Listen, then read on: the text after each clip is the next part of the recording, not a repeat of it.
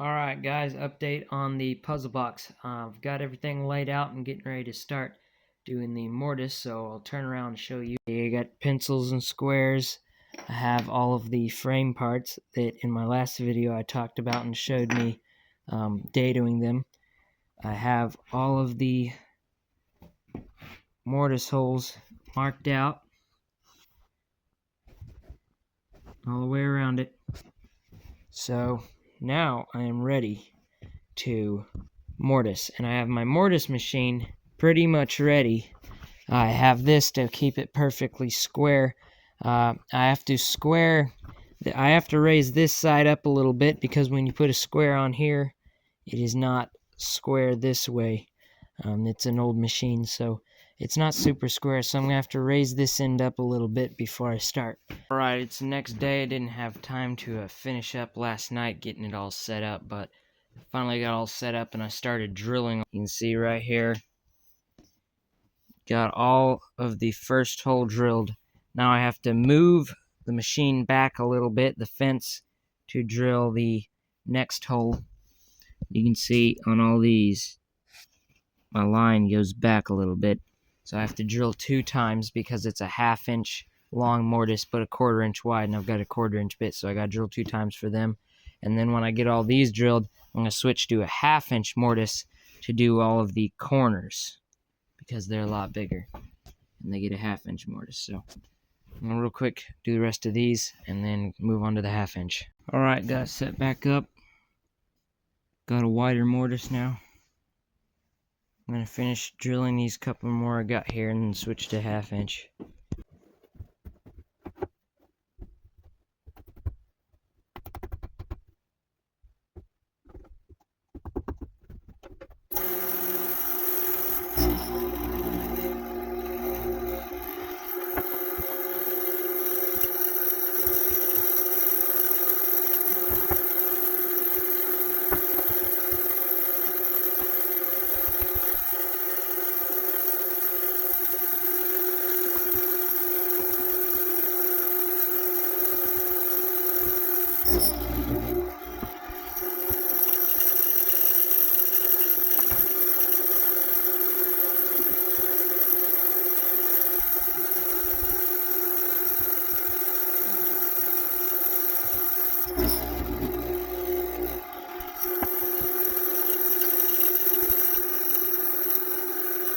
Alright, got them all drilled. That one was the first one I did. Bit of a mess up. I was a bit too far back. Not a problem. I just moved it in a little bit. I'll never be seen. So now I'm going to move on to the 1/2 inch.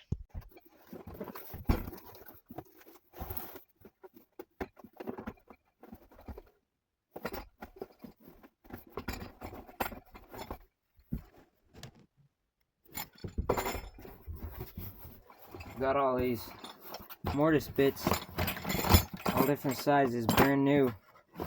My dad got them from a buddy of his. Only had to pay $5 for them, so pretty good deal.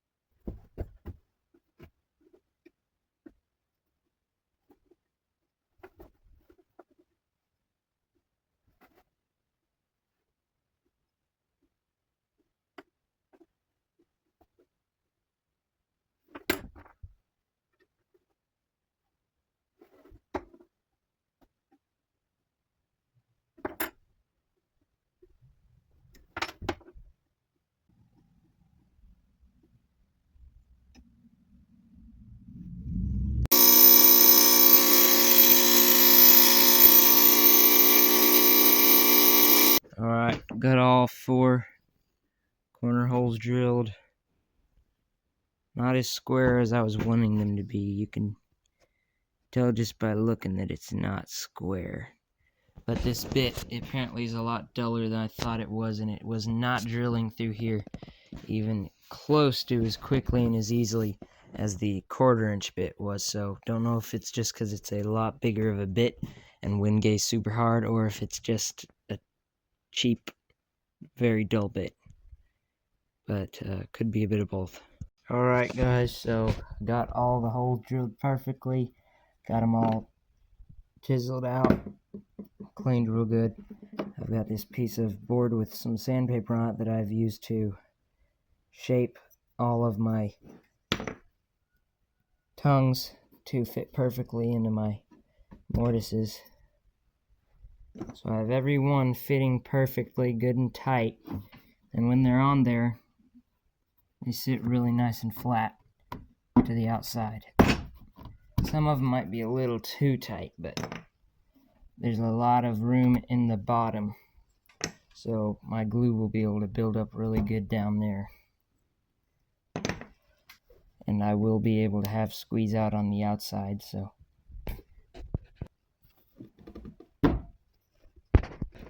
Okay, so now all of them are done fitting perfectly. Now I'm going to get the sander and sand this real quick perfectly, get all my pencil marks out, get all the sander scratches so that I can go on to spraying this. I'm going to tape off the wingay and all these cracks where glue will need to stick, and I'm going to spray this and get it all nice clear coated, lacquered. And while I'm doing that, also I'm going to be sanding these because they still have, probably can't see it in a camera, but they have, from the jump sander, long scratches that run lengthwise with how I ran it through the sander.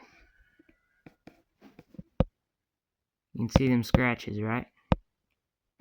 Well, them scratches will show up really bad when I coat them with lacquer and the sanding sealer. So if I do not sand these scratches out, then when I spray it, it will look really bad after it is sprayed. And it probably won't look as bad with wingay, but I just don't want to take a chance.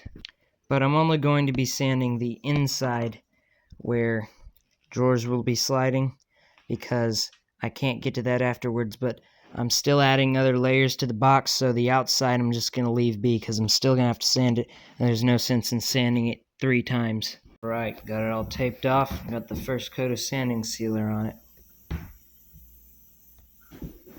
This part here looks so bad, but I don't know what I can do about it. I can't route it out and put a new piece of veneer, because it's just, I mean, I probably could, but I'm not that experienced with veneer, so I might mess it up even worse trying to cut out and then put a new piece in, because I've already got the wingay border around it.